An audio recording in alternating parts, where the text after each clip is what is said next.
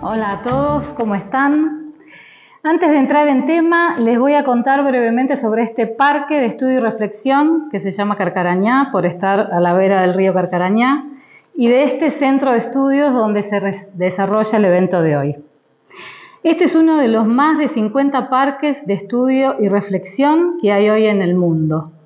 Estos son lugares de encuentro e irradiación de una nueva espiritualidad que rechaza toda forma de violencia y discriminación y que apela a la dimensión sagrada de la mente humana para hacer crecer la libertad y el sentido en la propia vida y en la de quienes nos rodean.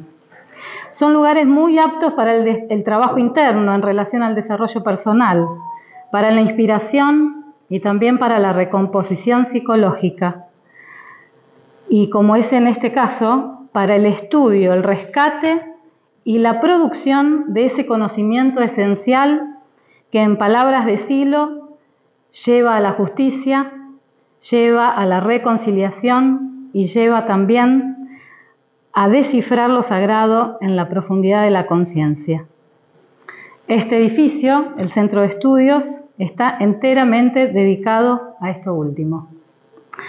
Muchos amigos aplicados a este parque producen en este centro de estudios ese tipo de conocimiento que difunden o dejan conocer a través de monografías, relatos de experiencias y aportes, y ese conocimiento está disponible para ser leído y descargado de forma libre en la web del parque, www.parquecarcarañá.org. A partir de abril de este año hemos puesto en marcha ese ciclo que denominamos el buen conocimiento, en el que es posible participar abiertamente de la presentación de algunas de esas producciones por parte de sus autores, aquí en el salón principal del Centro de Estudios. Con esta nueva actividad aspiramos a construir conjuntamente un espacio de reflexión, intercambio e inspiración colectiva que nos ayude a profundizar en algunos conocimientos y observar nuevos puntos de vista sobre otros. Ahora sí vamos a hablar del tema de la presentación y de su autor. Daniel León es ingeniero electrónico y ha sido durante 20 años profesor de la Universidad Nacional de Rosario. Es investigador del Parque de Estudio y Reflexión Carcarañá y del Centro Mundial de Estudios Humanistas. Además, es fundador del Centro de Estudios Humanistas Rosario y participante activo del movimiento humanista desde hace más de 50 años. Daniel ha escrito 4 libros relacionados con su campo de investigación, que es el funcionamiento de la conciencia en relación con el mundo. Sus trabajos se encuentran en la web del parque y sus libros están exhibidos hoy aquí. Hoy nos presentará estudios sobre las analogías, esas analogías que aparecen en la conciencia por comparación de formas e impulsan el desarrollo del arte, la ciencia, la mística y la comprensión del universo en que nos toca vivir. Los dejo con Daniel.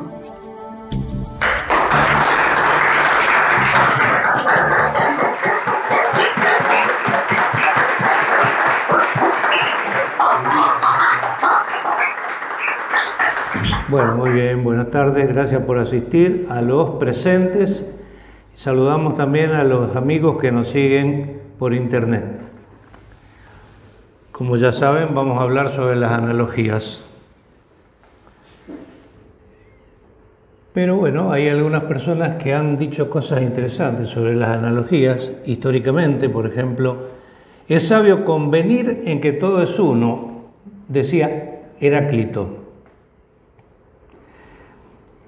Aristóteles decía que todas las cosas están ordenadas conjuntamente a un único fin.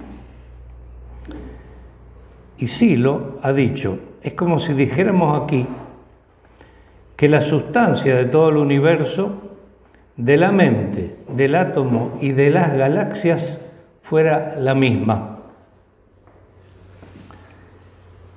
Estos dichos tienen todo que ver con las analogías. Las analogías surgen cuando la conciencia encuentra formas similares entre dos contenidos mentales. Por ejemplo, si uno dice, mi gloria es vivir tan libre como pájaro del cielo, está comparando la imagen que uno tiene de la libertad con el vuelo de un pájaro.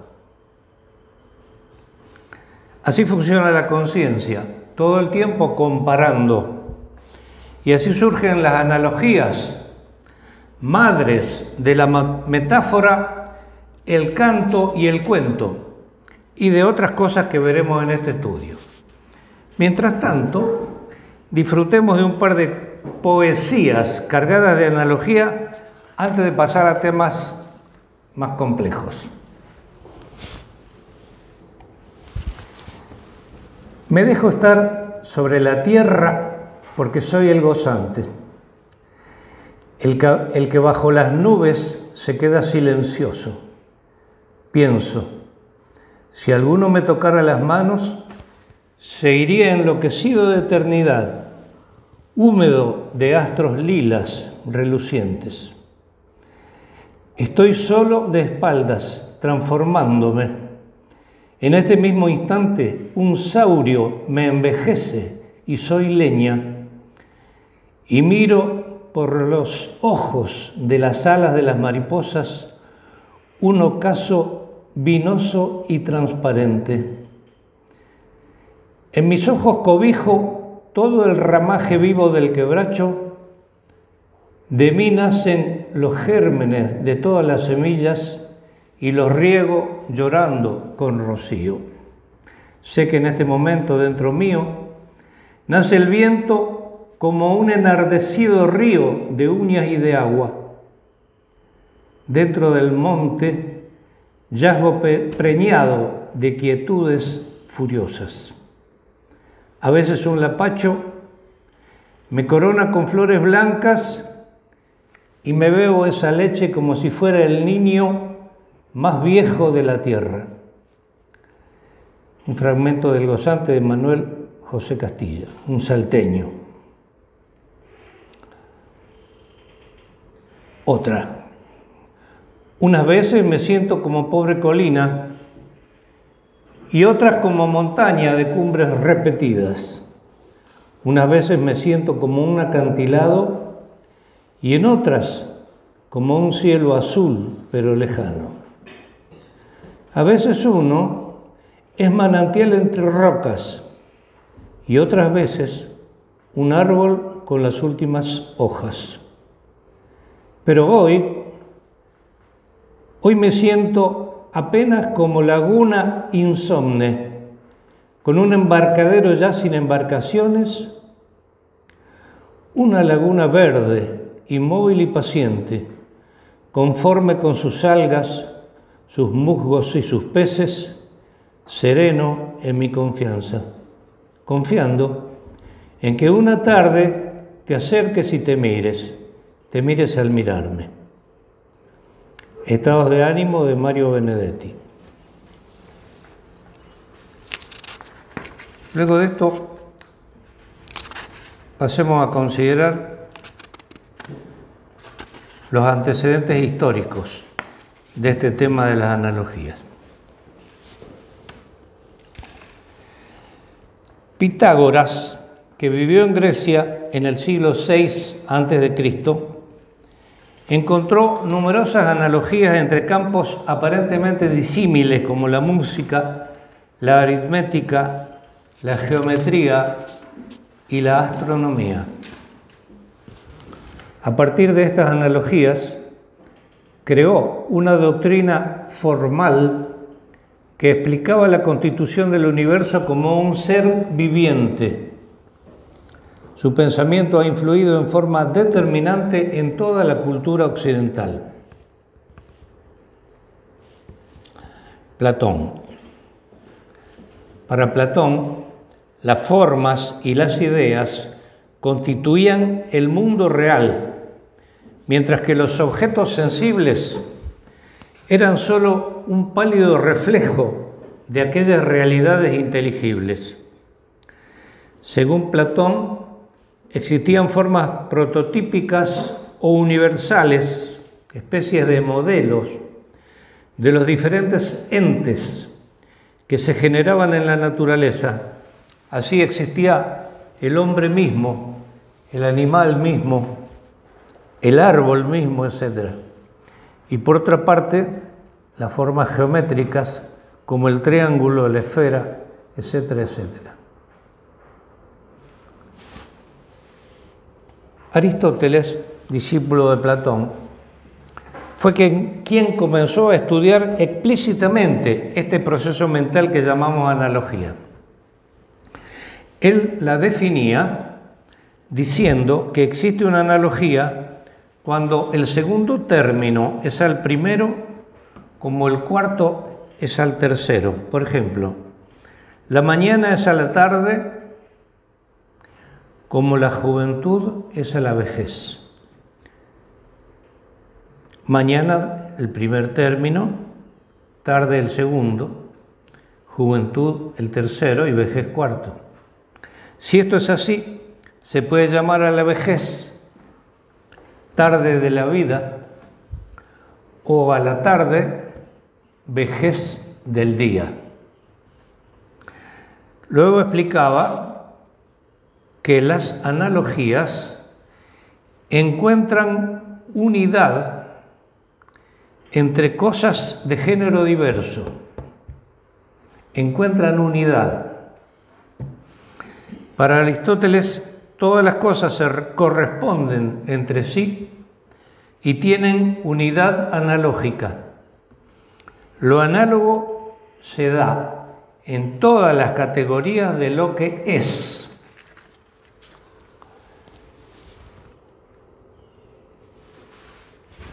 Tomás de Aquino. Tomás de Aquino recibió las ideas de Aristóteles a través de los árabes. Este escolástico también utilizó y desarrolló el concepto de unidad de analogía, a la que llamó también unidad de proporción. Al describir la unidad entre Dios y las criaturas, decía: uno no se dice solo según el número, la especie o el género, sino también según analogía o proporción. Y así es la unidad o conveniencia de la criatura a Dios. Nosotros podemos creer que el hombre ha sido hecho a imagen y semejanza de Dios, como decían ellos. O podemos pensar que la imagen de Dios ha sido creada por el hombre a semejanza del hombre. En ambos casos estaríamos considerando relaciones analógicas. Tomás de Vío. Este religioso, también conocido como Cardenal Cayetano, escribió en 1498 el primer ensayo conocido sobre la analogía. Inmerso en la tradición aristotélico-tomista, diferencia tres tipos de predicación analógica. Es decir, las cosas que se pueden decir señalando analogías. La analogía de desigualdad, la de atribución y la de proporcionalidad. Según Cayetano, existe una relación análoga entre Dios y sus criaturas, de modo que la consideración de estas relaciones analógicas permitiría avanzar en el conocimiento de Dios. Bueno, acá terminamos con esta breve pantallazo a los antecedentes históricos. Ahora vamos a pasar al tema que más nos interesa, que es el tema de la conciencia y el mundo. Particularmente a esto que se llama la estructura conciencia-mundo.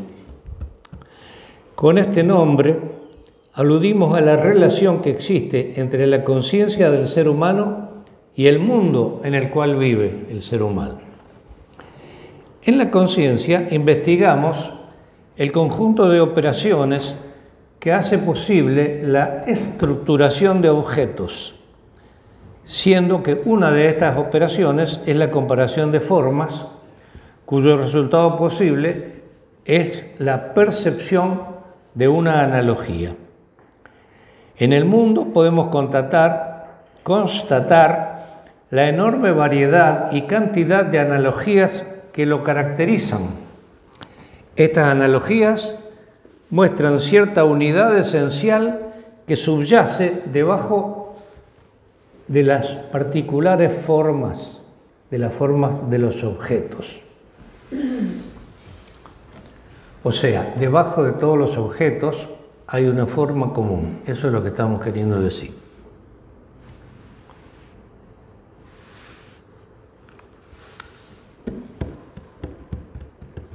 Funciones elementales de la conciencia. La estructuración de nuevos objetos y su reconocimiento posterior parecen ser las funciones elementales de la conciencia.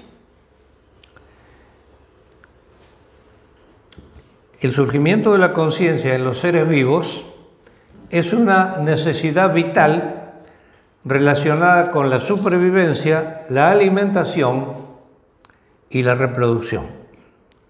Suponemos, por tanto, que la génesis elemental de la conciencia ha estado relacionada desde el principio con la capacidad de percibir y conocer de algún modo el medio en que se vive.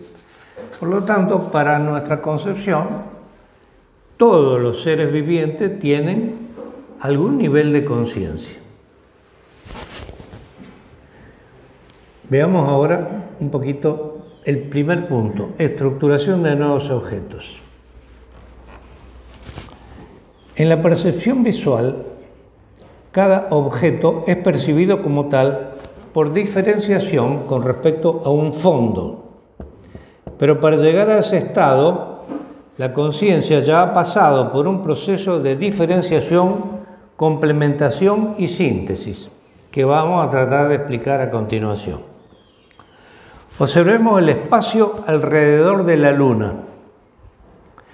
La conciencia diferencia el nivel de iluminación de cada punto del espacio.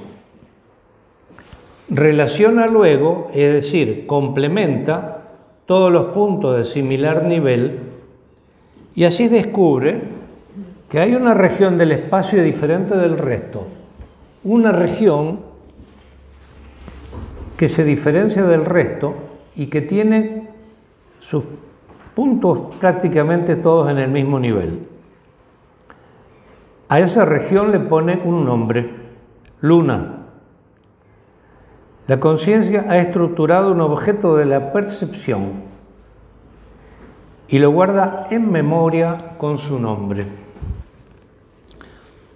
A partir de ahora, cada vez que se observe algo similar en el cielo, habrá una comparación automática entre el objeto percibido y la forma guardada en memoria. Habrá un segundo acto de reconocimiento en la conciencia. El anterior era un acto de estructuración. Este será un acto de reconocimiento. El objeto será reconocido por la conciencia como el mismo objeto o el objeto ya visto, y esta identidad supuesta por la conciencia se mantendrá aun cuando el objeto varíe en su tamaño, en su coloración y en su posición en el firmamento, dentro de ciertos límites, por supuesto. Así se va formando la imagen del mundo. Con estos actos de estructuración y reconocimiento se va formando la imagen del mundo en la corriente de vivencia de la conciencia. Un gran conjunto de objetos que son los mismos, que están siempre ahí disponibles para la percepción y el recuerdo, y otros nuevos que van apareciendo cada tanto y son estructurados tomando como materia prima a los objetos anteriores. Por último, todos los objetos crean expectativas y se dan en un horizonte temporal que también los define. En ese caso, con lo que la conciencia anticipa o imagina que puede suceder. Por ejemplo, ¿podrán las nubes tapar la luna, dado el viento que hay? Supongamos ahora que en un paseo por el campo, gracias, vemos un animal que no hemos visto nunca. ¿Cómo haremos para saber qué es este animal si nunca lo hemos visto? Comenzaremos por comparar sus características con las de otros animales que ya conocemos. Cuando los europeos llegaron a Tasmania a comienzos del siglo XIX, encontraron un extraño animal que era mamífero, pero ponía huevos, como las aves. Era venenoso, con pico de pato, cola de castor y patas de nutria. Lo llamaron ornitorrinco. En la descripción que se hace de él, resulta evidente que la conciencia trata de entender a los nuevos objetos por medio de objetos ya conocidos. La estructuración del nuevo objeto comienza por una comparación. ¿Y qué es lo que se compara? Evidentemente se comparan formas. El acto se completa cuando el objeto ha quedado constituido y se guarda en memoria. Entonces llegamos a este mecanismo elemental de la conciencia, tan elemental que suponemos que ni siquiera se aprende, sino que ya el ser humano recién nacido, ya, o tal vez antes incluso, ya empieza a comparar formas.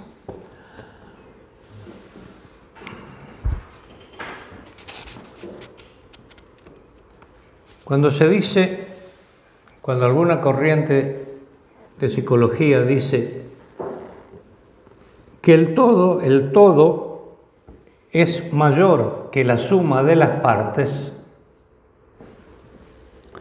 se está diciendo que las partes, además de relacionarse entre sí, lo hacen con una determinada forma y que esta forma determina la naturaleza y las propiedades de la estructura. Por ejemplo, imaginen las palabras, ¿no es cierto? Las palabras, ¿de qué se componen? De letras. Las letras están en el abecedario, serán unas 30 letras más o menos. Con esas 30 letras se componen todas las palabras conocidas en diferentes idiomas. Según cómo estén ubicadas esos componentes en cada palabra, resulta una palabra distinta, pero son los mismos componentes. Se relacionan de una determinada forma y eso da origen al tipo particular de objeto que se está constituyendo, al tipo particular de estructura, se puede decir también. Constantemente estamos comparando formas.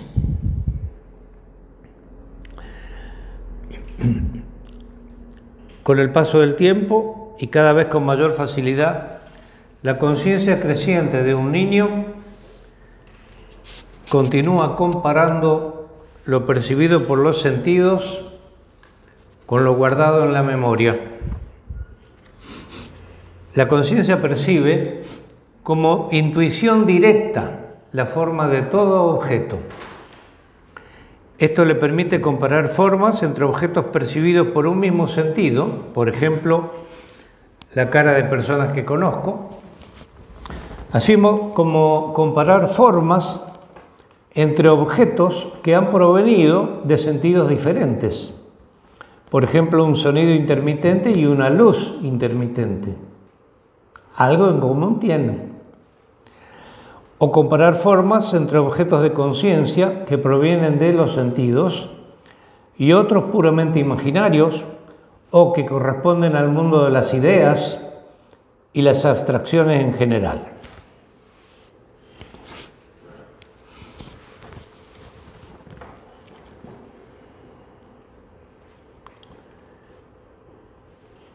Ahora vamos a ver, hemos hablado de la constitución de los objetos en el mundo, de esta estructuración que hace la conciencia. Ahora vamos a ver particularmente cómo contribuyen las analogías a ese proceso. Hablamos entonces del papel de las analogías en la constitución de los objetos del mundo. En primer lugar, aclaremos que en este caso la palabra mundo significa el conjunto de los objetos de conciencia.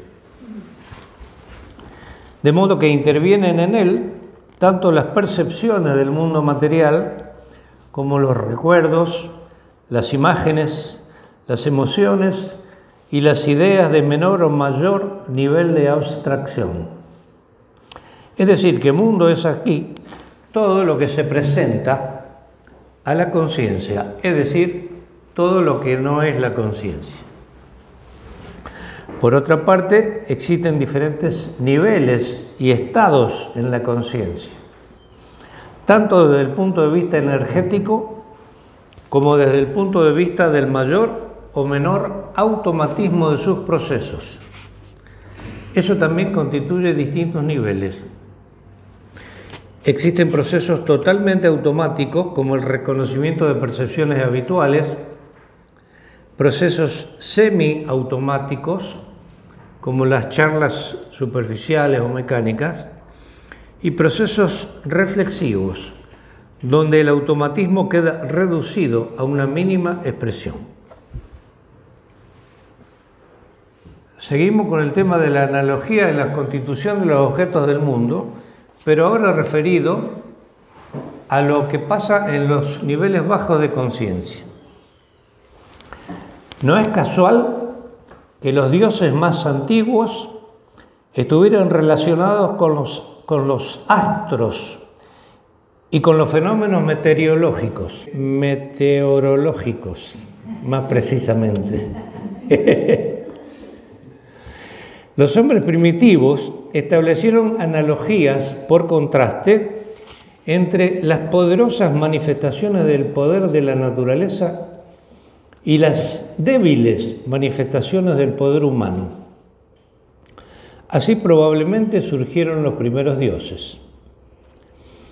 Esta forma de pensamiento analógico, propia de los albores de la conciencia humana, se manifiesta, por ejemplo, en la práctica del vudú, en el cual se supone que, atravesando con una espina a un muñeco de forma similar a cierta persona, se puede dañar a esta última persona a la distancia.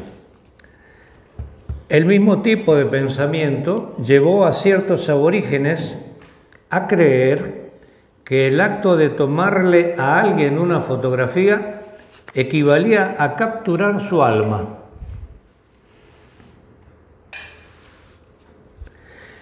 En los niveles bajos de conciencia, las analogías funcionan por asociación libre, en la similitud y en el contraste. En el sueño y en el semisueño también funcionan las analogías. Esto permite que una situación de la vida cotidiana pueda ser alegorizada en un sueño, siendo el clima emocional el que delata la conexión. Del mismo modo, un relato imaginario análogo a una situación de la vida real permite operar cambios en el psiquismo, superar temores o inhibiciones o resolver situaciones inconclusas. En diversos trabajos psicológicos se recurre a este tipo de analogías, donde la conciencia, muchas veces en estados cercanos al semisueño, trata de ubicarse imaginariamente en una situación similar a la que vive en el mundo real. Veamos ahora analogías en la vida cotidiana. En la vida cotidiana percibimos analogías constantemente. Ello nos lleva, en ocasiones, a ponerle nombres a las cosas que vemos por primera vez. Mi nieta Rita, que solo tiene poco más de un año, al ver un perro dice guau, guau, pero al ver un gato dice lo mismo. Para ella, perro y gato son objetos análogos y por ello les pone el mismo nombre. El tema de los nombres. ¿Por qué le ponemos nombres a las cosas? ¿Por qué el ser humano le pone nombres a las cosas? Es algo relacionado con la economía energética del psiquismo, porque sería imposible relacionarse con un mundo absolutamente cambiante en el cual nada permaneciera igual a sí mismo, al menos durante cierto tiempo. Afortunadamente el mundo no es así. Muchas cosas cambian, pero existe cierta estabilidad general. Hay una estructura. Existen categorías de objetos, géneros, especies, objetos particulares, etc.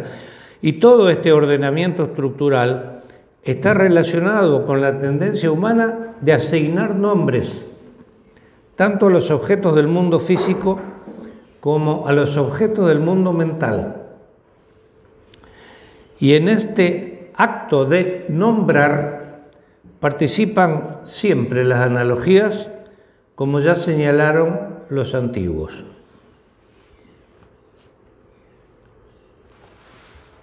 Seguimos con analogías en la vida cotidiana.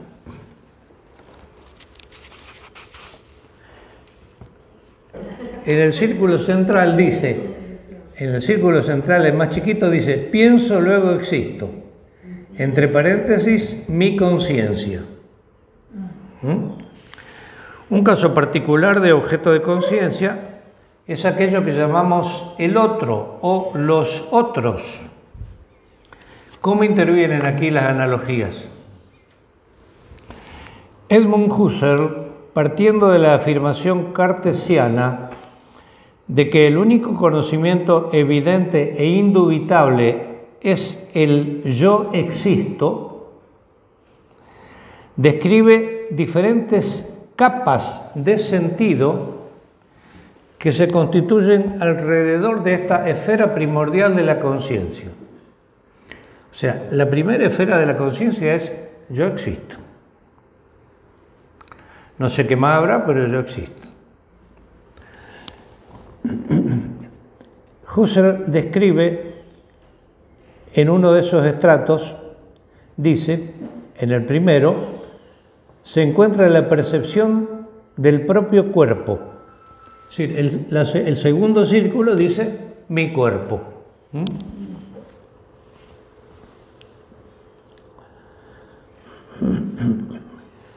Mi propio cuerpo que se encuentra bajo nuestro inmediato control, ¿cierto? Advertimos que el cuerpo tiene que ver mucho con nosotros porque nos conectamos con él, nos movemos con él, nos comunicamos con él, con el mundo a través del cuerpo. Más allá, hacia el mundo, aparecen los otros objetos que no son mi cuerpo. Las cosas del mundo, dice el tercer círculo. Y entre esos objetos del mundo, que están en un tercer círculo, está el cuerpo de los otros, el cuarto círculo, que se reconocen como movidos por una conciencia independiente de la nuestra. Cuerpos que se reconocen análogos al propio, el cuerpo de los otros, son análogos a nuestro cuerpo. Así surge en la propia conciencia una representación sobre la existencia de una conciencia similar a la nuestra, habitando el cuerpo del otro.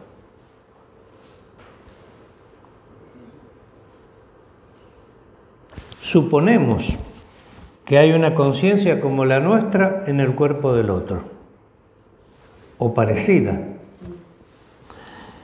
Y además comprobamos que nuestras conciencias se comunican de algún modo por medio de los gestos y del lenguaje. Entonces nos vemos en un ámbito de intersubjetividad, de relación con otras conciencias. De este ámbito de intersubjetividad surge la realidad del mundo humano, cosa extraordinaria que se inicia nada menos que con la percepción de una analogía. Es la analogía entre la constitución del propio cuerpo y la que uno observa en el cuerpo del otro el que lleva, según Husserl, a la conciencia a inferir casi con certeza que en el otro hay una conciencia similar.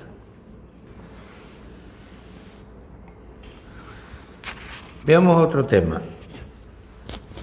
La analogía en la gestación, o sea, en el surgimiento de los conceptos y la extensión de los conceptos.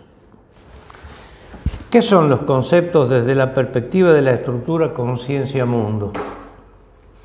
Son objetos de conciencia generados por las vías abstractivas, que solo tienen existencia en el mundo mental, aunque frecuentemente describan situaciones del mundo físico. La percepción de analogías formales puede intervenir en la gestación de los conceptos o en su aplicación a otros campos distintos a aquellos campos en los que el concepto surgió. Eso es lo que llamamos acá la extensión de los conceptos. Veamos primero el caso de la creación de nuevos conceptos. Pensemos en el concepto de libertad. ¿Cómo le explicamos a un niño qué significa la palabra libertad, el concepto de libertad? Probablemente decidamos explicárselo con ejemplos. Si una persona está presa porque cometió un delito, cuando lo sueltan, se dice que recuperó su libertad. O bien, antiguamente algunos hombres llamados esclavos no podían hacer lo que querían con su vida. Entonces se dice que no tenían libertad.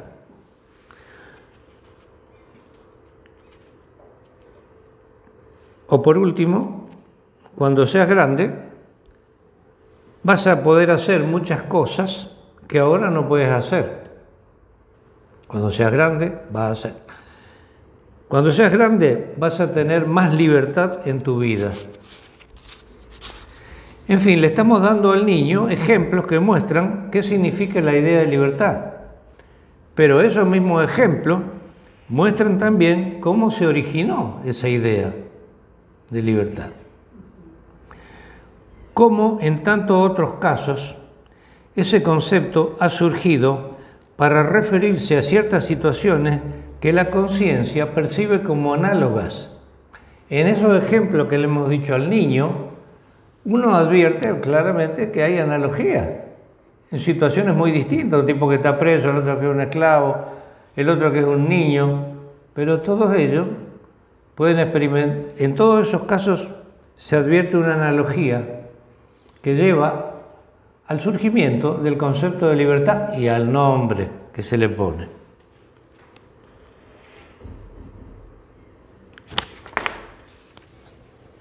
Debido a la percepción de esta analogía, la conciencia decide ponerles un nombre común a esas distintas situaciones. Así nacen los nuevos conceptos con sus nombres correspondientes. Muy bien. El caso de la extensión de los conceptos procede de forma similar. En este segundo caso ya existe un concepto, pero ahora se lo va a usar en un campo diferente de aquel en el cual el concepto se originó o se creó. Consideremos un ejemplo. El concepto de energía existe desde los griegos, relacionado con la idea de trabajo. Pero fue a partir del siglo XX, con las teorías de Einstein, que la energía pasó a ocupar un lugar central en la nueva concepción del universo. Ahora la misma materia era concebida como energía condensada y el mundo pudo conocer tristemente a través de la bomba atómica que esto no era una simple proposición teórica. Pero en la segunda mitad del siglo XX se comienza a hablar de energía psíquica. ¿Cómo fue que este concepto físico de la energía alcanzó el mundo de las descripciones mentales? Una persona interesada por los fenómenos de la mente advierte que en ocasiones puede pensar con claridad, pero que en otros momentos el cansancio se impone. Espontáneamente surge en su conciencia este modo de describir. Advierto que a veces tengo más energía que otras veces. El concepto de la energía le parece adecuado para describir lo que le sucede. Se ha producido una extensión de un concepto desde el mundo de la física hasta el mundo de las vivencias personales, del psiquismo o de la mente. Y esta extensión surge a través de la percepción de una analogía. En los escritos de Hegel se observa la influencia de conceptos como fuerza, masa y materia que provenían de Newton, quien vivió poco tiempo antes que Hegel. Hegel utilizó esos términos de la física para describir el funcionamiento de la conciencia. Fíjense qué raro, ¿no? Pero claro, eran la novedad. Del mismo modo se puede observar la transferencia de conceptos de Hegel hacia las concepciones marxistas sobre la historia y los procesos sociales, con tantas consecuencias concretas en los movimientos revolucionarios de los siglos XIX y XX. Siempre detrás de todo esto están las analogías. Muy bien, vamos ahora al tema de las analogías en el arte.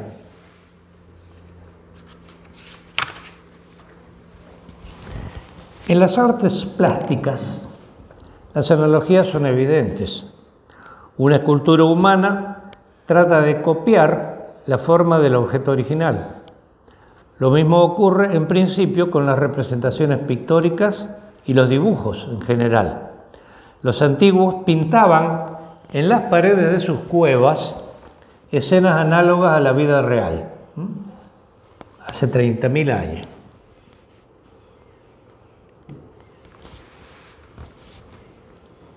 Aún en las formas modernas o surrealistas, el artista trata de plasmar en una imagen las sensaciones o vivencias internas que le genera el objeto inspirador.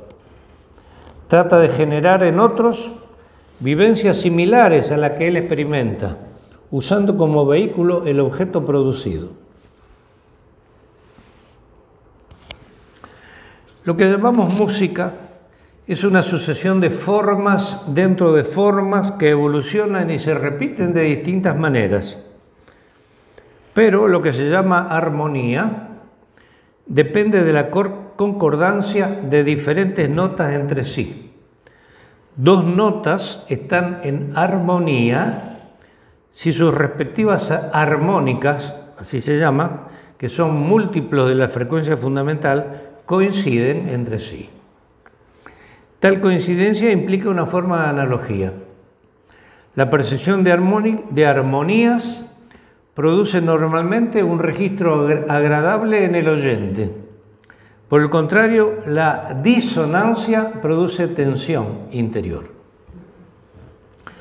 La música tiene normalmente la capacidad de generar climas emotivos.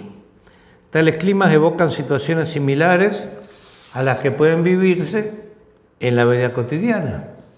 El rock pesado evoca la vertiginosa vida de las grandes ciudades. El vals, el romanticismo de una época que ya pasó, mientras que la novena sinfonía de Beethoven parece conectarnos con planos mayores. Ciertos momentos especiales de la vida personal han quedado asociados a determinadas formas musicales y al evocarlas o escucharlas nuevamente se registran por contigüidad sensaciones análogas a las vividas en aquellos momentos.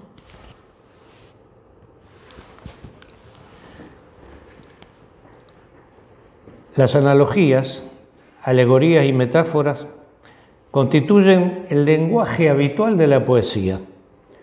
No podría existir la poesía sin la capacidad humana para detectar y exponer y utilizar analogías.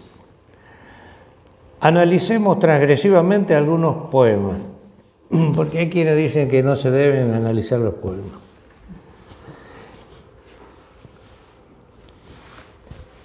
Becker: despiertas, ríes, y al reír tus labios inquietos me parecen relámpagos de grana que serpean sobre un cielo de nieve. Este poeta, suponemos enamorado de su dama, compara la emoción que siente al verla y oírla reír con la irrupción de una energía explosiva, con un relámpago de fuego que invade y trastorna la frialdad de su cielo de nieve, a su vez alegoría que representa su clima mental. Benedetti: ¿qué es en definitiva el mar? ¿Por qué fascina? ¿Por qué tienta?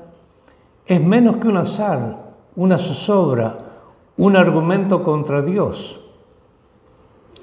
Seduce por ser tan extranjero y tan nosotros, tan hecho a la medida de nuestra sinrazón y nuestro olvido. Aquí el poeta analiza sus registros ante el mar. Dice que lo fascina, lo transporta, que lo tienta, que lo llama, y da por hecho que lo mismo nos pasa a todos. Es algo peligroso, como las sirenas, puesto por Dios para seducirnos y hacernos caer, extranjero o ajeno, y a la vez hecho a la medida de nuestras debilidades y de nuestra tendencia al olvido. Borges: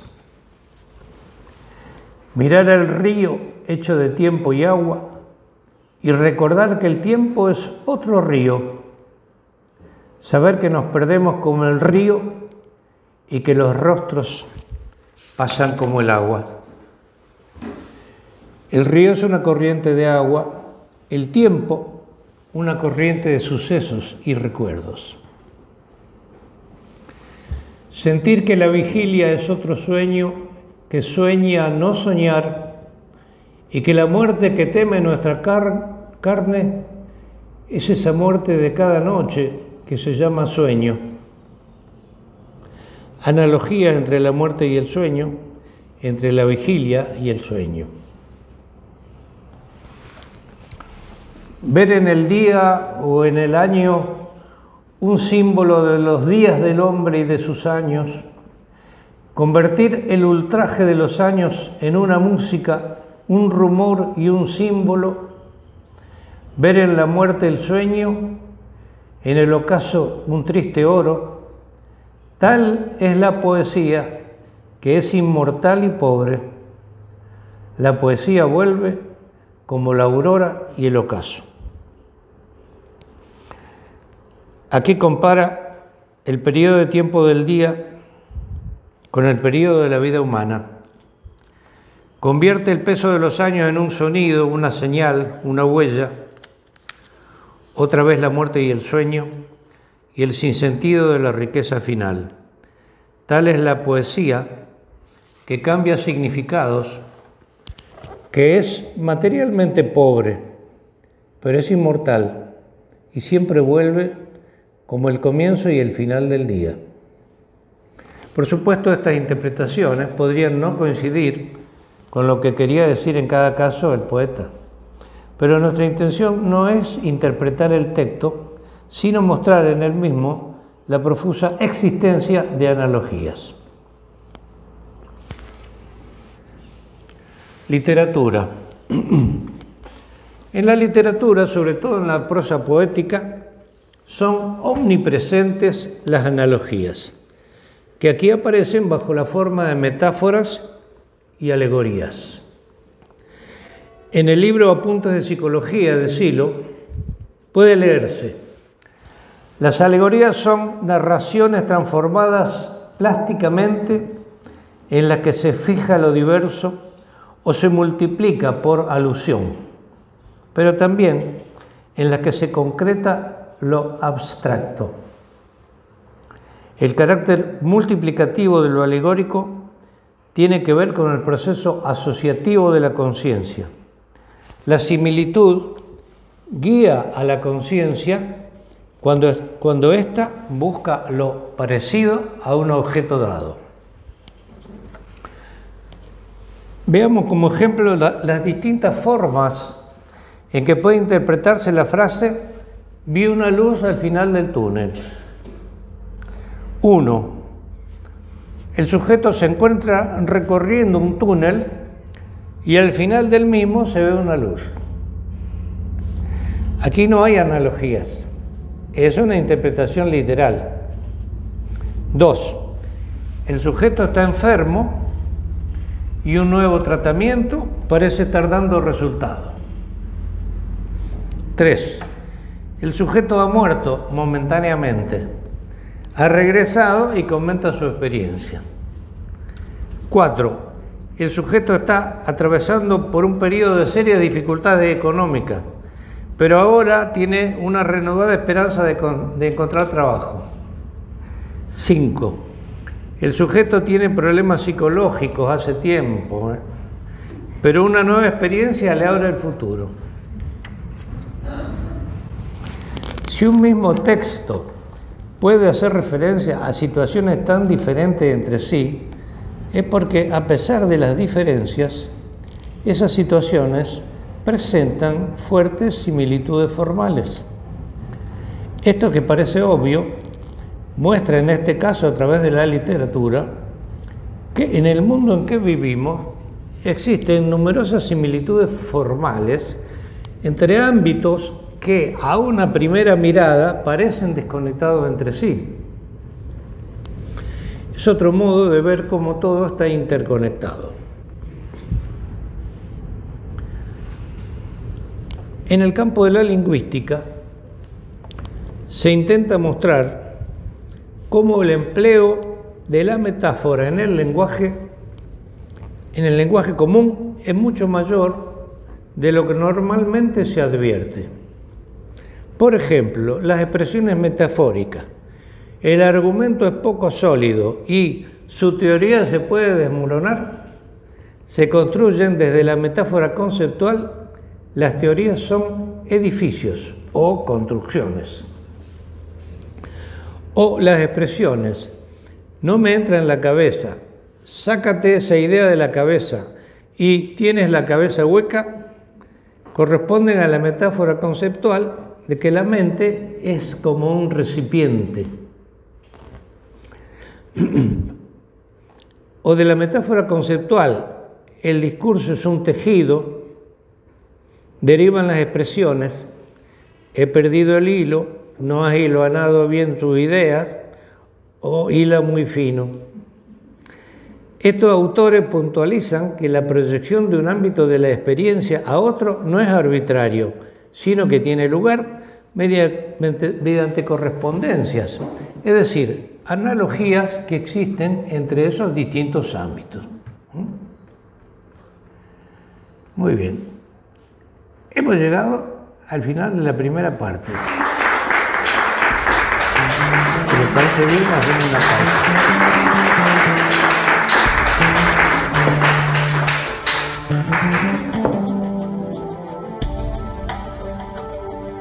Bueno, continuamos entonces con el tema de las analogías, ahora en la ciencia o en la búsqueda del conocimiento. En la búsqueda del conocimiento, las analogías sugieren nuevos modelos o paradigmas de pensamiento mediante intuiciones directas que aparecen en la conciencia en un estado de inspiración.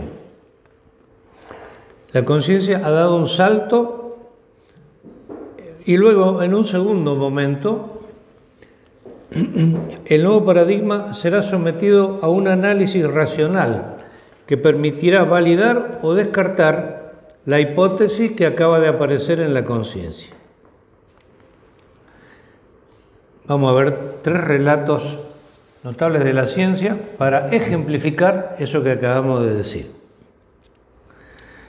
Los 3 relatos que mostramos a continuación describen experiencias inspiradoras vividas por hombres de ciencia que condujeron a resultados notables. Luego veremos qué otros aspectos comunes presentan estos relatos entre sí.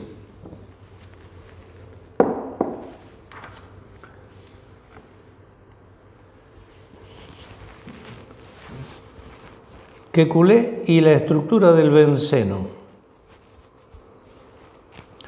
En 1890, Auguste Kekulé, principal fundador de la química orgánica estructural, fue homenajeado por la Sociedad Alemana de Química al cumplirse 25 años de su descubrimiento de la estructura hexagonal del benceno.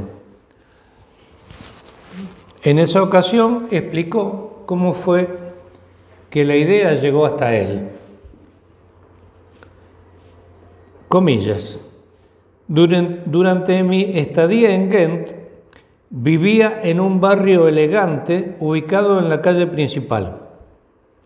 Mi estudio, sin embargo, daba a un angosto callejón en el que nunca penetraba la luz del sol. Ese día estaba sentado tratando de escribir algo, pero el trabajo no avanzaba. Mi pensamiento divagaba constantemente. Giré la silla hacia el fuego y me quedé dormido. Nuevamente los átomos danzaban frente a mis ojos. En este caso, los grupos pequeños se quedaban modestamente en un segundo plano. Mi ojo mental, aguzado por las reiteradas visiones de este tipo, podía ahora distinguir grandes estructuras de conformación múltiple. Largas filas, a veces más cercanas entre sí, que se entrelazaban y contorsionaban como serpientes. Pero atención, ¿qué era eso?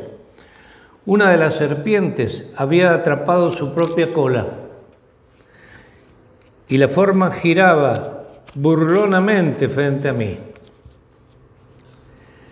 Me desperté como sacudido por un rayo de luz y pasé el resto de la noche tratando de descubrir las consecuencias de aquella hipótesis.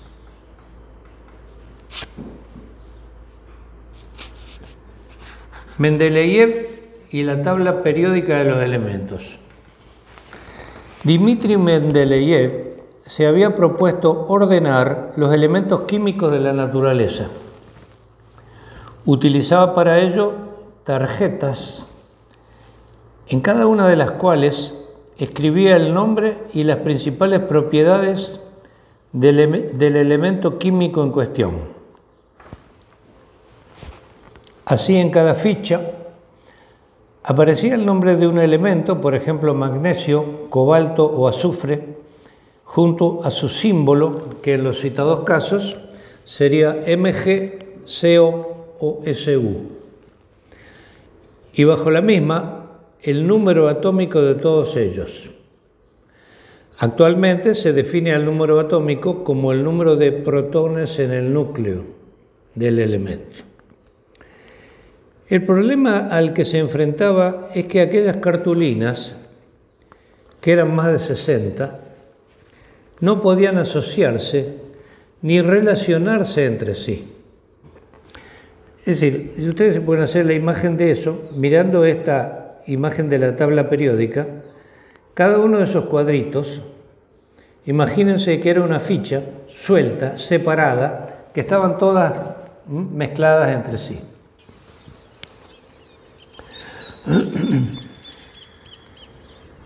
El problema al que se enfrentaba es que aquellas cartulinas, que eran más de 60, no podían asociarse ni relacionarse entre sí. Mendeleev, no obstante, estaba convencido de que debía existir un orden entre ellas, pero no lograba dar con él. ¿Cuál era el orden? Si lo lograba, sabía que conseguiría algo muy importante. Aquella noche se quedó trabajando hasta el amanecer. Acabó rendido y agotado. Cerró los ojos, se acomodó sobre el diván y no tardó de entrar en un profundo sueño. Las primeras imágenes oníricas comenzaron a aparecer en su mente. Estaba en una especie de teatro y frente a él se corría el telón. Aparecía una especie de pantalla en el fondo, muy similar a la pizarra que durante el día garabateaba constantemente con sus cálculos. En la pizarra veía una serie de hileras. Parecían guardar un cierto orden. Las miraba con emoción reprimida hasta que no pudo más y comenzó a festejarlo. Había dado con la tabla periódica. Lo había conseguido. Mendeleev procuró memorizar esa imagen del sueño. Y despertó.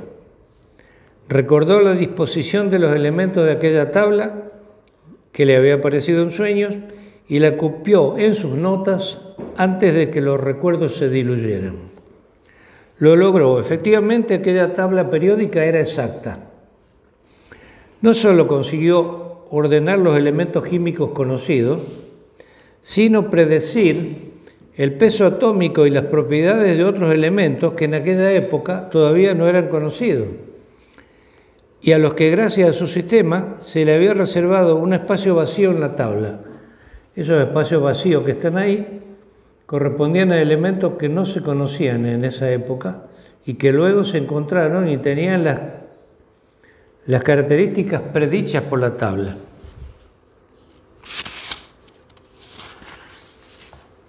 El Real Doctorado 3 se refiere a Darwin y el origen de las especies.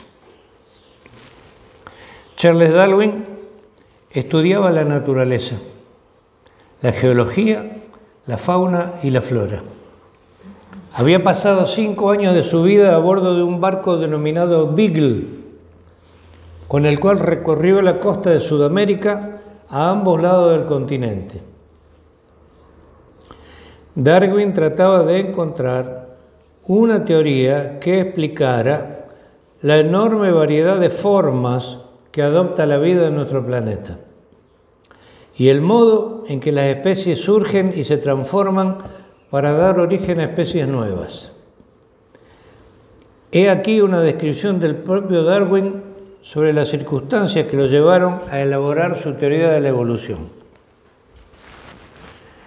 En octubre de 1838, esto es, 15 meses después de comenzar mi indagación sistemática, sucedió que leí por diversión el ensayo sobre la población de Malthus.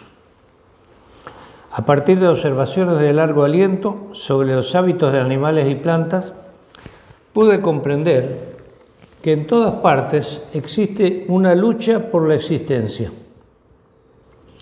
Y de inmediato me impactó el hecho de que bajo tales circunstancias las variaciones favorables tenderían a ser preservadas, mientras que las desfavorables serían destruidas. El resultado de esto sería la formación de nuevas especies. En los meses siguientes, Darwin comparó a los granjeros, recogiendo lo mejor de su cosecha con una selección natural malthusiana a partir de variantes surgidas al azar, y acerca de esta analogía afirmó: es la parte más hermosa de mi teoría. Es decir, Darwin dijo que la naturaleza es como una granja. En la granja, el granjero selecciona las mejores especies para la reproducción, y la naturaleza hace lo mismo.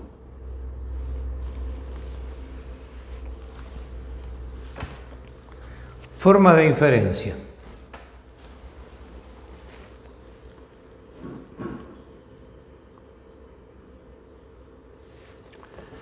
Desde Aristóteles se conocen bien las formas de inferencia denominadas deducción e inducción. Ellas constituyen aspectos de lo que hoy se llama la lógica formal.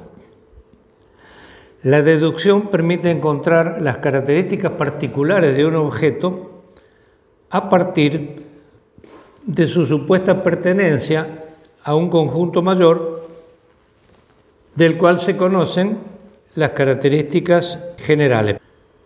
Por ejemplo, se dice, bueno, Platón es un hombre, todos los hombres son mortales, por lo tanto, deducimos que Platón es mortal, porque pertenece a la categoría de los hombres.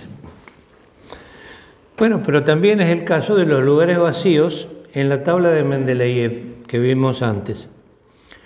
Mendeleev dedujo que en la naturaleza deberían existir elementos con ciertas y determinadas características. Eso ya es una deducción, cosa que luego se comprobó con gran precisión.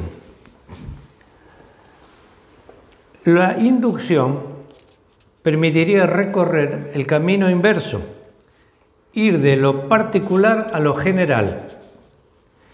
En los tres relatos ya mencionados, los investigadores se encuentran ante un cúmulo de datos provenientes de observaciones particulares y buscan afanosamente una teoría general que permita comprender cómo y por qué aparecen esos datos como resultado de la experiencia. Es decir, tenemos datos particulares y queremos encontrar una teoría general que los explique. De modo que en lógica formal, los hallazgos de Kekulé, Mendeleev y Darwin, entre tantos otros, se explican como resultado de un proceso de observación e inducción. Cuando estos relatos se cuentan desde el momento actual, esto no parece difícil de comprender. Existían ciertas experiencias y así se llegó a la formulación de teorías que las explicaban. Eso dice. Pero en el momento en que tales teorías fueron desarrolladas, la tarea correspondiente era muy difícil, mucho más difícil de lo que ahora podemos entrever. Una vez que ya se ha descubierto la teoría y contrastando su validez por medio de la experiencia, todo parece simple. Pero antes de la aparición de una teoría general exitosa, el mundo parece complicado e incomprensible en el campo en cuestión. El investigador está a ciegas, buscando algo afanosamente, no sabe por dónde ir. Es como un barco en la neblina, de antes, sin el GPS. Bien, un problema que desde hace tiempo, es decir, este problema desde hace tiempo viene preocupando a los epistemólogos, los estudiosos de la filosofía de la ciencia, los epistemólogos. Es el problema de la inducción. no se entiende cómo se produce la inducción. Al respecto, el notable pensador americano Charles Sanders Peirce dijo lo siguiente: ¿cómo es que un hombre puede observar un hecho y pronunciar al punto un juicio concerniente a otro hecho diferente, no incluido en el primero? Tal razonamiento, como hemos visto, no tiene, al menos en el sentido usual de la frase, una probabilidad definida. Quiere decir, es muy difícil que pase eso. ¿Cómo entonces puede aumentar nuestro conocimiento? Esta es una extraña paradoja. El abad Guthrie dice que es un milagro y que toda inducción verdadera es una inspiración inmediata de lo alto, dice Peirce. Respeto esta interpretación, pero no la comparto, dice Peirce, porque una explicación debe dar cuenta de cómo se hace una cosa, y afirmar un perpetuo milagro parece ser un abandono de toda esperanza de lograrlo. Peirce adoptó el término abducción para referirse a lo que clásicamente se llama inducción, aparentemente porque entendió que en ese proceso existían ciertas propiedades que hasta ese momento no habían sido advertidas adecuadamente. Definió su famoso concepto de abducción del siguiente modo: abducción es el proceso por el que se forma una hipótesis explicativa. Es la única operación lógica que introduce una idea nueva. Pero ¿cómo se produce ese proceso? Hoffman dice al respecto: la cuestión esencial es, por supuesto, la de cómo es posible crear o encontrar la hipótesis. A primera vista, la respuesta de Peirce a esta cuestión parece poco satisfactoria. Identifica la abducción con adivinar, considerando este adivinar por una parte como un poder instintivo y por otra como un proceso que opera sobre la base de otra información bajo nuestro control. El significado de estas formulaciones es bastante vago, dice Hoffman criticando a Peirce. Podemos decir, de acuerdo con la definición de Eco de abducción creativa, que la hipótesis explicativa tiene que ser inventada ex novo. Pero cuesta ver cómo es posible una creación sacada de la nada. O sea que en principio es un tema que sigue inquietando a los epistemólogos.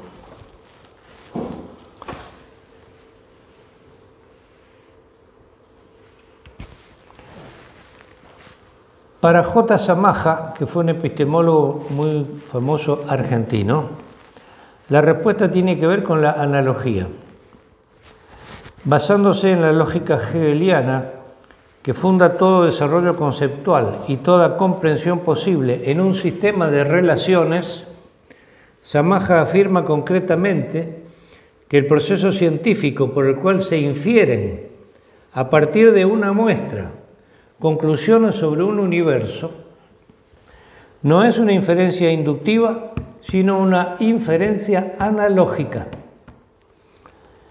Y dice lo siguiente, comillas: supongamos que realizamos un estudio sobre neurosis depresiva en una muestra de 200 personas jubiladas. Supongamos además que en la muestra, de cada 10 jubilados, hemos encontrado uno que padece graves trastornos neuróticos. Si la muestra es representativa, estaríamos autorizados a concluir que la población total de jubilados sufre de trastorno neurótico en la misma proporción y además con una probabilidad determinada en caso de haber sido extraída al azar. ¿Qué tipo de inferencia hemos realizado? ¿Una inferencia inductiva? Pareciera que sí, puesto que no hemos realizado acaso una generalización. No, de ninguna manera, dice Samaja. Lo que el científico hace cuando efectúa una inferencia estadística es una extrapolación de la estructura de la muestra a la estructura del universo. Admitida la semejanza entre ambas estructuras, extrae la conclusión de que si la tasa de la muestra es de tanto, en el universo, que es análogo a la muestra, será también de tanto. La forma del silogismo sería así. En la muestra de los jubilados se observa una tasa del 10% de neurosis. El universo de jubilados es como la muestra. En el universo habrá, por lo tanto, una tasa del 10% de neurosis.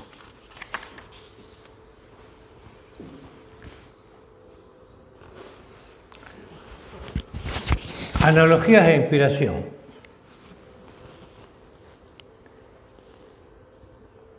En los tres relatos mencionados puede observarse una inferencia analógica, operando como puente entre las observaciones experimentales y las teorías hipotéticas a las que llega cada investigador. En el caso de Kekulé se trata de una forma circular vista en un sueño. En el caso de Mendeleev, en una tabla con la que él claramente soñaba. Y en el caso de Darwin, es la analogía entre la granja y la naturaleza. ¿Qué buscaban estos tres investigadores? Puede decirse que buscaban la forma de ciertas estructuras. Kekulé buscaba la forma en que se relacionan los átomos de carbono e hidrógeno para formar el benceno. Mendeleev buscaba la forma que relaciona estructuralmente en varios niveles a todos los elementos existentes en la naturaleza.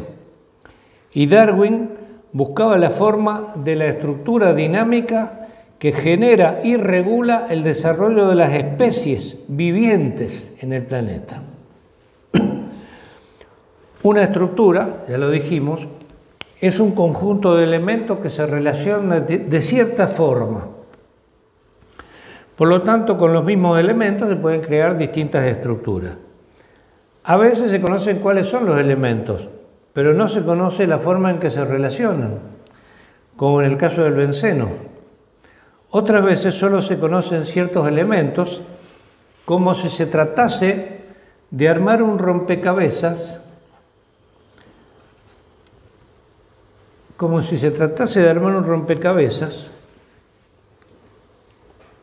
al que le faltan piezas. Caso de la tabla periódica. Y en el caso de Darwin,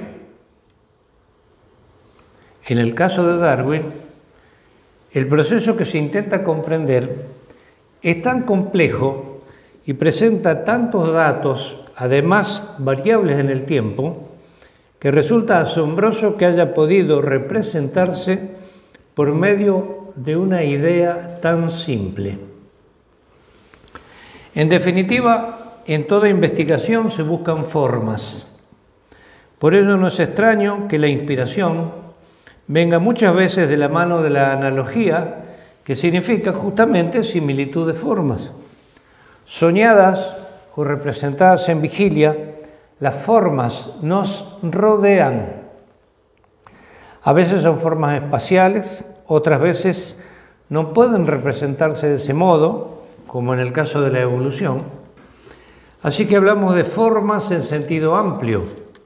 Numerosas alegorías presentan una imagen o un conjunto de imágenes correspondiente al mundo perceptible para tratar de transmitir una idea o un conjunto de ideas abstractas, es decir, no representables de manera visual. Piénsese, por ejemplo, en la alegoría de la caverna de Platón o en cualquiera de las parábolas de la Biblia. Si estas alegorías logran su cometido, es porque existe una correspondencia formal, es decir, una analogía entre el mundo de las estructuras conceptuales y el mundo de la realidad perceptible. Y el mundo de las estructuras conceptuales es el mundo de nuestra mente. Por ello no debe sorprender que si alguien se encuentra en busca de una forma, la encuentre por medio de una analogía. A veces no se entiende cómo es posible que determinada idea haya surgido en la mente de cierto investigador. ¿De dónde sacó eso?, pregunta el pensamiento lógico. ¿Lo sacó de la galera como un mago? Tal fue el caso de la teoría de relatividad de Einstein. Durante muchísimo tiempo, casi 100 años, esa teoría fue muy resistida porque contradecía las creencias arraigadas por milenios sobre la estructura del tiempo y del espacio en los seres humanos. Era muy difícil pensar que el tiempo pudiera ser relativo y a veces correr más rápido y otras más lento. Y que encima eso tuviera que ver con la velocidad que los cuerpos y con la gravedad. Es muy raro eso. Sigue siendo muy raro. Bueno, 100 años después, sus postulados han entrado en el campo de las creencias aceptadas, o, digamos, de los datos que se consideran parte de la realidad del mundo. Los GPS que están recorriendo por medio de satélites, evaluando la posición de tantos objetos simultáneamente en el planeta, no podrían funcionar sin las correcciones relativísticas que se deben efectuar sobre esos relojes que andan a velocidades distintas de los de la Tierra.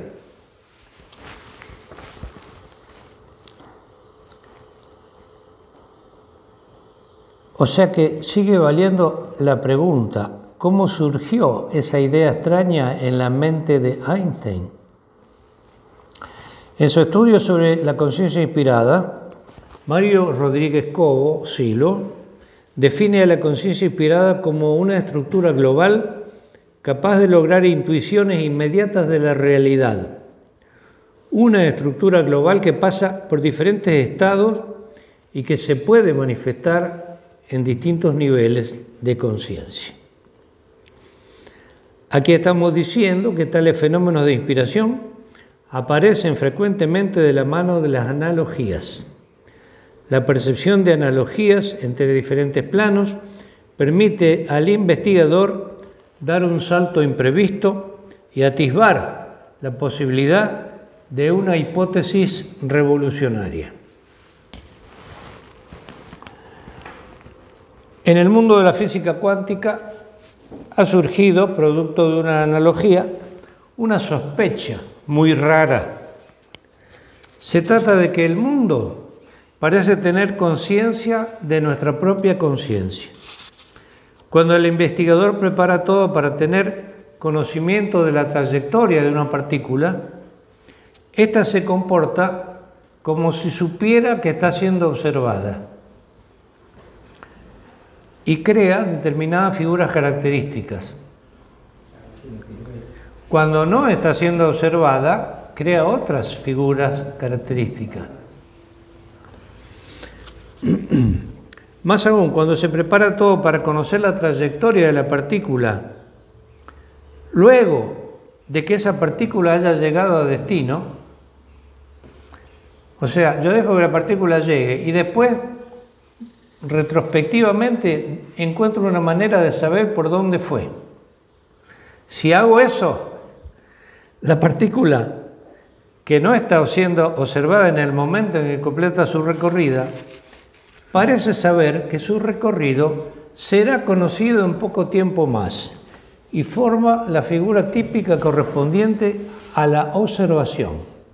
O sea que no importa si la observación se hace en el momento o después. Si Si se prepara todo para que se pueda conocer, el mundo sabe lo que nosotros queremos hacer. No sabemos cómo.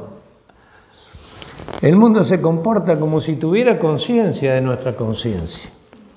Esto es muy raro porque prácticamente en todas las concepciones científicas, filosóficas y religiosas, el mundo es concebido como lo inerte o lo inanimado, mientras que aquí, a un ente claramente activo como la conciencia del hombre, parece oponérsele otro elemento activo representado por el mundo en sí.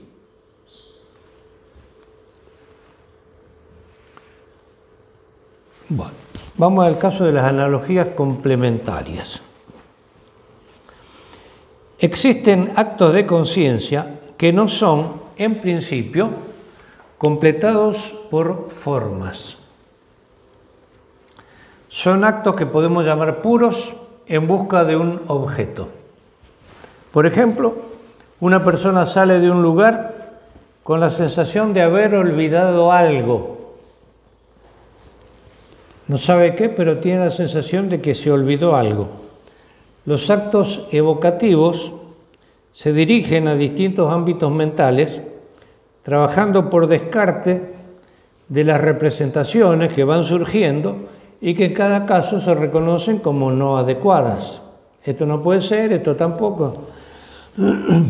La conciencia busca una forma que no conoce, pero sabe cuando un objeto que se presenta no es lo que está buscando.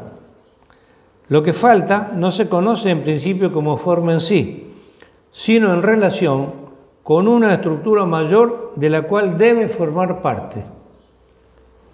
Como si estuviéramos armando un rompecabezas y necesitáramos completar un lugar. Bueno, en ese caso sabríamos que algo nos falta. En principio no sabríamos dónde está eso que nos falta, pero podríamos probar e ir viendo si encaja o no. La misma analogía se puede aplicar en general a la vida de las personas. Todos buscamos algo, pero en general no sabemos qué es. Hay momentos de entusiasmo, de promesas que duran un tiempo, pero al final de cada etapa, de uno u otro modo, vuelve el vacío, el sabor de lo inconcluso y el sentimiento de que algo nos falta en la vida.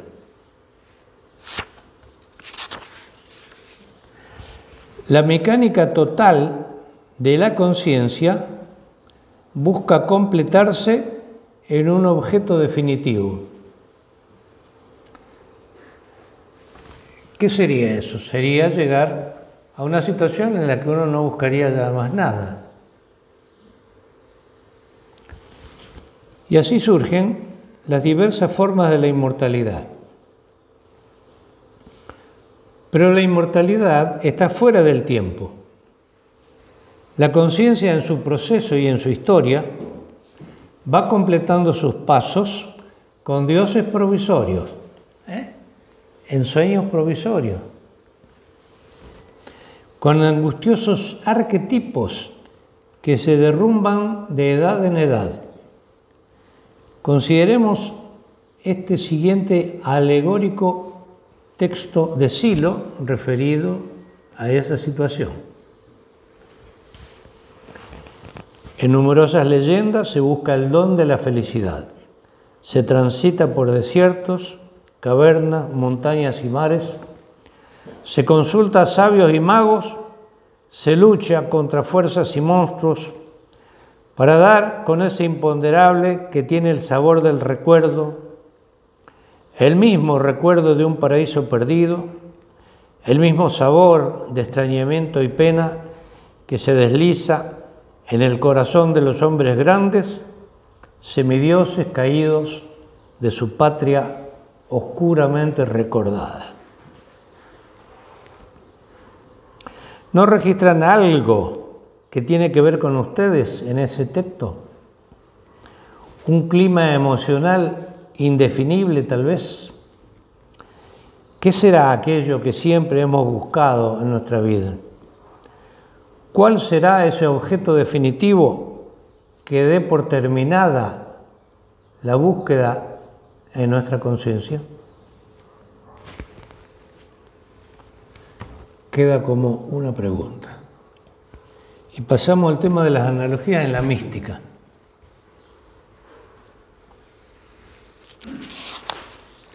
Dionisio Fanes es el primero, pero también el último dios.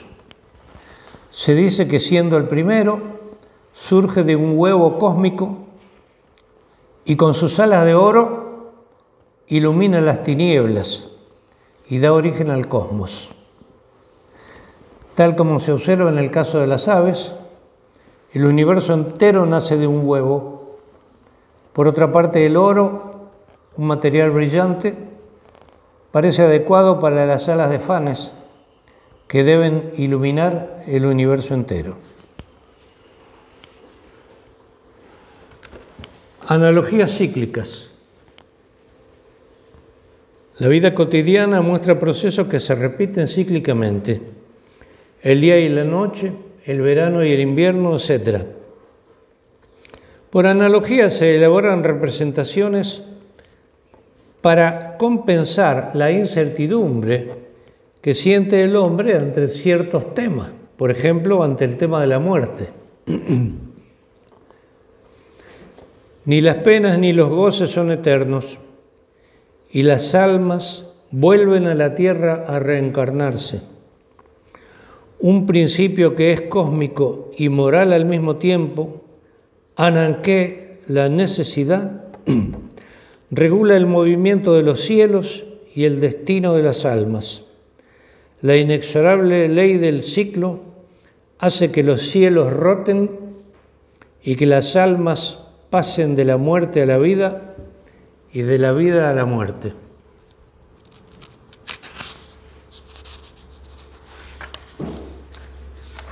El matrimonio de los dioses.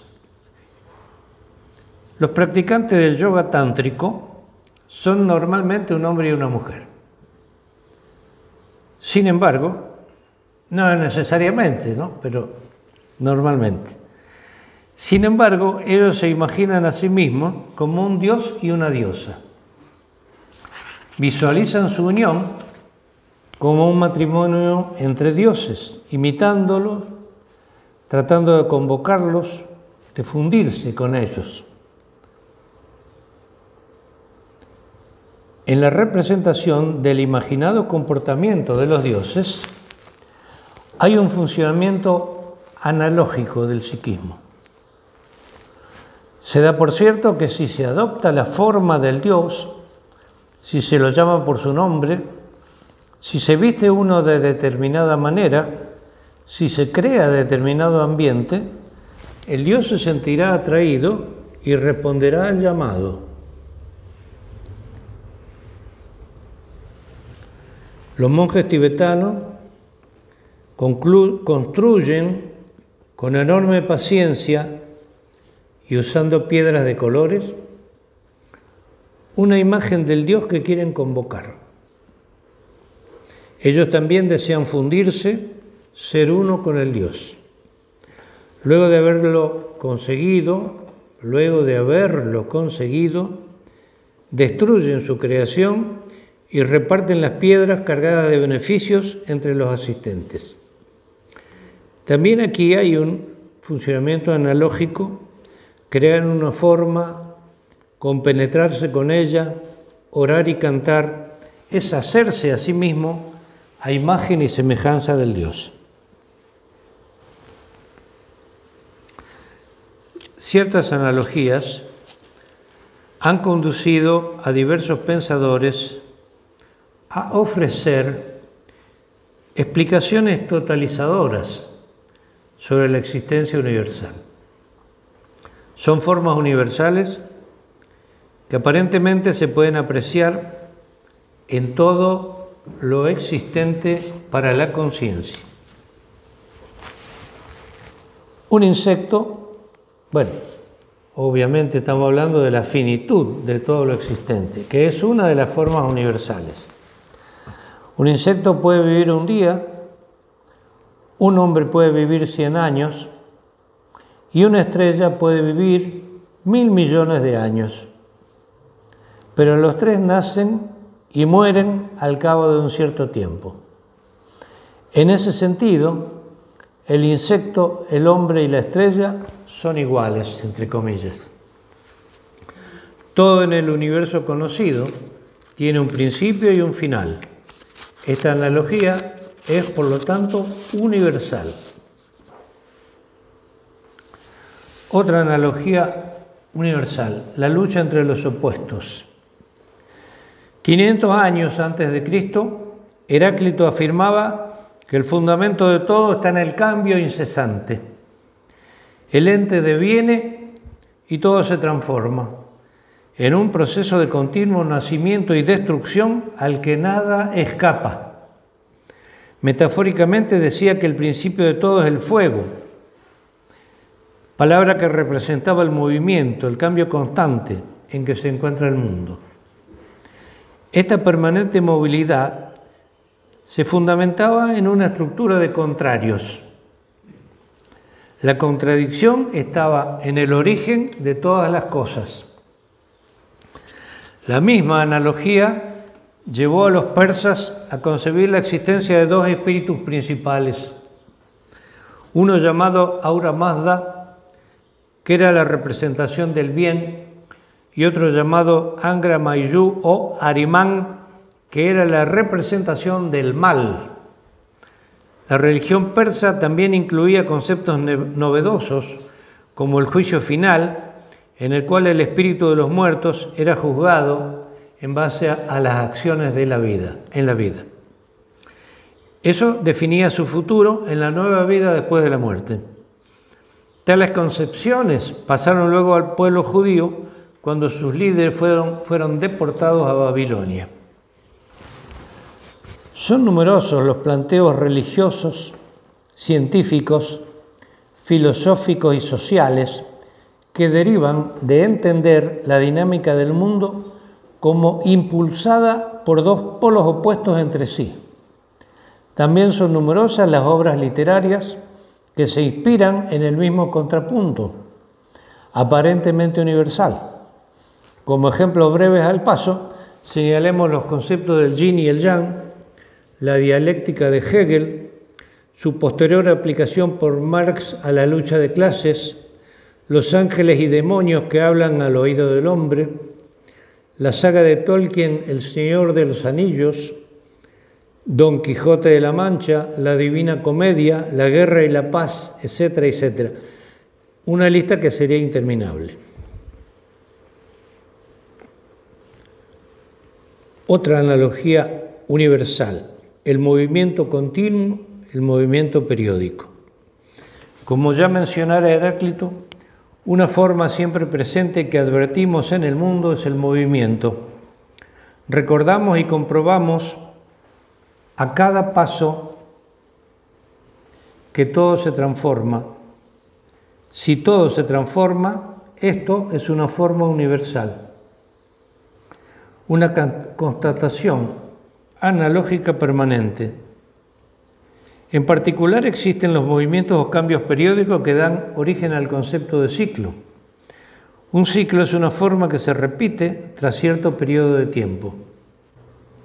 Por ejemplo, los seres vivientes pasan todos por ciclos vitales de nacimiento, desarrollo y reproducción, declinación y muerte. Por supuesto, durante su vida, la vida de los seres vivientes, se registran muchos otros ciclos menores, como los de la alimentación, la respiración, el descanso, etc.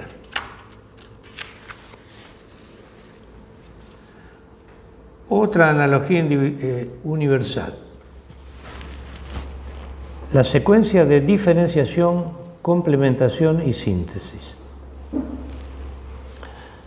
A nuestro entender, la concepción de la secuencia de diferenciación, complementación y síntesis como forma de los procesos que generan estructuras complejas a partir de estructuras simples, también nace de una percepción analógica.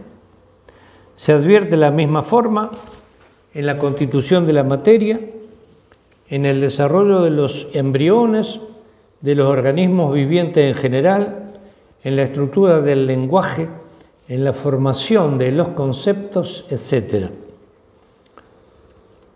La secuencia de diferenciación, complementación y síntesis surge a partir de una mirada estructural. Se advierte que todo objeto forma parte de un ámbito mayor, que le marca ciclos y ritmos, que se relaciona con otros objetos en un medio inmediato y que está compuesto por objetos de menor nivel. Eso es la descripción de una estructura, dinámica además. ¿Por qué encontramos analogías en tan diferentes campos del conocimiento? ¿Cómo es que ellas pueden conectar de esta manera los fenómenos particulares con los fenómenos generales? Evidentemente porque existen formas comunes en distintos planos en todo lo existente. La forma que se advierte en los fenómenos particulares puede también encontrarse en el ámbito mayor de los fenómenos generales. En el universo todo está relacionado y todo parece formar parte de una misma estructura. O bien así se presenta todo ante nuestra conciencia. La forma de la elipse se conocía desde la antigüedad, pero en cierto momento se descubrió que nuestro planeta gira alrededor del Sol en una órbita elíptica. La teoría de las especies muestra cómo evoluciona la vida, pero ahora sabemos que toda la vida en el planeta se construye con la misma molécula de ADN. El modo en que surgen los conceptos en la mente humana no es muy diferente al modo en que surgen los elementos en el Sol. Y así siguiendo y siguiendo con las estructuras universales que están en todo lo que vemos, recordamos o podemos imaginar.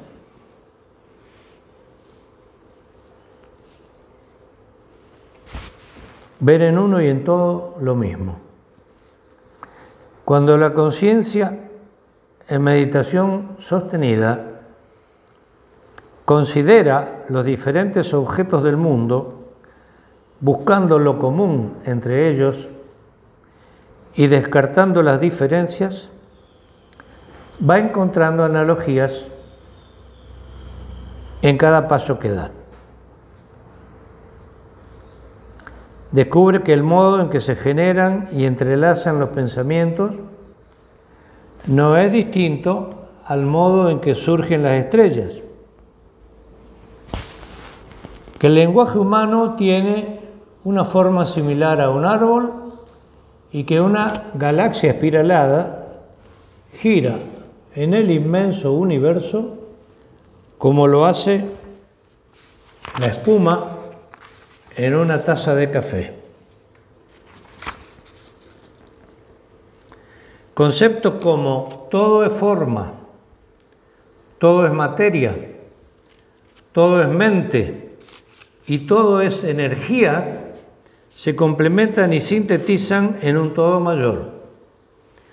Y detrás de la diversidad y la dinámica de los fenómenos particulares aparece una forma permanente y trascendente al transcurrir. La esencial unidad del todo se hace presente con una evidencia conmovedora. La forma pura no es representable, no obstante, se experimenta como la misma realidad trascendente al transcurrir, como aquello que no cambia. Esta forma posee los atributos del plano de la inmortalidad, correspondiendo a la conciencia trascendida en reposo absoluto. Estas últimas son palabras del cuaderno La Forma Pura del maestro Silo. Con esto terminamos, amigos. Muchas gracias por su atención.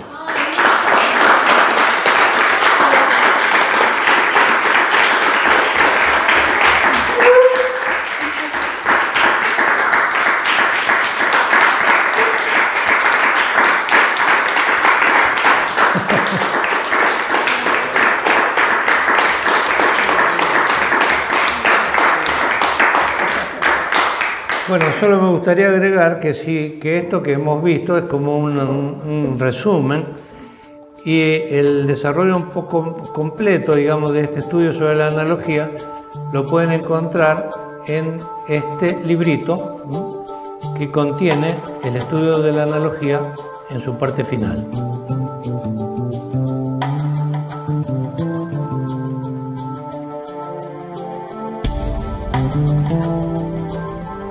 Thank you.